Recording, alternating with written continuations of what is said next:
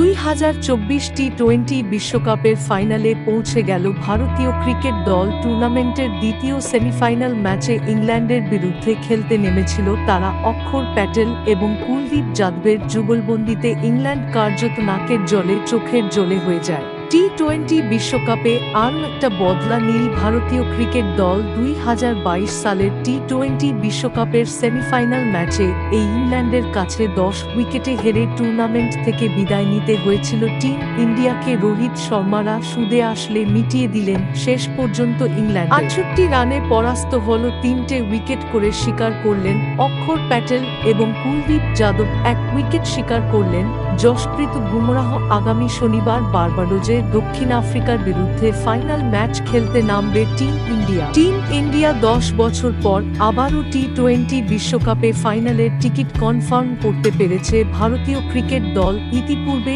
2014 সালে টি-20 বিশ্বকাপের ফাইনালে উঠেছিল। তৃতীয়বার ভারত টি-20 বিশ্বকাপ ফাইনালে খেলার যোগ্যতা অর্জন করেছে মহেন্দ্র সিং ধোনির নেতৃত্বে 2 এবং 2014 সালে ফাইনালে প্রবেশ করেছিল ভারত। 2007 সালে ফাইনাল ম্যাচে টিম ইন্ডিয়া পাকিস্তানের বিরুদ্ধে জয়লাভ করলেও 2014 সালে অল্পের জন্য ট্রফি হাতছাড়া হয়ে যায়। রোহিত শর্মা 39 বলে 57 রানের ইনিংস খেলেন। অন্যদিকে সূর্যকুমার যাদবের 47 রানের দৌলতে টিম ইন্ডিয়া নির্ধারিত 20 ওভারে 7 উইকেট হারিয়ে 171 রান করেছিল। বৃষ্টি বিঘ্নিত ম্যাচে জ্বলে উঠলেন রোহিত শর্মা ও সূর্যকুমার যাদব। 171 রান তোলে টিম ইন্ডিয়া। ভারত তখন 5 ওভারে 2 উইকেট। রোহিত সূর্যর জুটি 73 রানের অসাধারণ জুটি ভারতকে ভালো জায়গায় পৌঁছে দেয়। 39 বলে 57 রান করেন ভারত অধিনায়ক রোহিত।